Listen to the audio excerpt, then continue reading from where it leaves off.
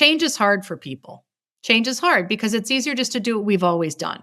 And that's why we don't question work. And that's why we don't question our lives, right? And I think you need somebody who is the first step is awareness and open to it. And then it's taking the first step. It's Right. always, that's why I say to Right. people, if you're going to simplify, this is the power, like for all the meeting planners out there, do this. Yeah. The power is do something in your sphere of control, right? Don't try and change expense systems and reinvent the meeting planning industry. You start small in your sphere of control and you take the first step. And Right. then after you do it like you did, you're like, why didn't we do this sooner? And then I bet you start to look at everything in your house now, like, well, what else could we transform? Totally. Right? And It's and contagious. yes, and it's about the It's sphere contagious. because I was going to ask you if you could give every executive, whether it's the lead on these big meetings or even small meetings, which have a lot of impact and a lot of importance, what's that one question you would have them ask themselves, whether it's daily or with some type of regularity that would challenge the status quo? What would that be?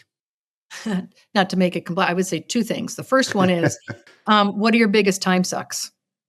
And you just Okay. write them down. And what's interesting about that is because then it forces you to really think about like, so what takes up your time? So you're forcing yourself to say not just what you do, but then really look at it and go, why are you doing it?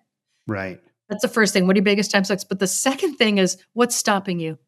What's stopping you from getting rid of stuff? And that's the one that when I do this in a large group, it always stops people in their tracks because they're happy to complain about other people being the problem. But then when you say, so what's stopping you? And usually I hate to say it, it's ourselves, And that's right? probably why there's silence because it's just echoing, there's nowhere for it to go, But the But that's the realization good that most news. people do Right. it. Exactly. That's the good news. Like nothing's stopping me. I just got Right. to do it. I got to find the time to do it. That's what people say. Exactly. And there's no magic bullet or this spark of inspiration. I'm going to go out on a limb here. I was listening to an interview with Seinfeld and they were talking about writer's block. And he goes, I writer's block? There's no writer's block. There's lazy. Yeah, I saw that. That's really Yeah. good. There's lazy that because I have writer's block, I Right. think. But I'm like, you're right. It's just kind of like getting started or getting the inspiration. Like sometimes you just need the juice to do it.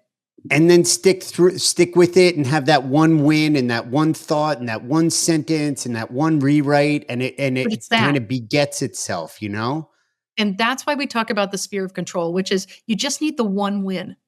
And That's right. the one win, the new water filter now is I'm going to redo everything like this in my house. I'm going to transform my home and my life. And like you're all in, right? Oh, look how easy that was. I can do it here. Right. And it happened. We're now in spring kind of cleaning, but it has a new energy to it. We're getting kids. We're beginning to get ready for summer camp and there's uniforms and it just has a whole new energy to it. But you just said something really important. It's just that's the other thing I think is really cathartic when I talk to people, which is you just have to begin to begin. That's Right. it. You said it perfectly. Just begin to begin one small thing because then you took a step.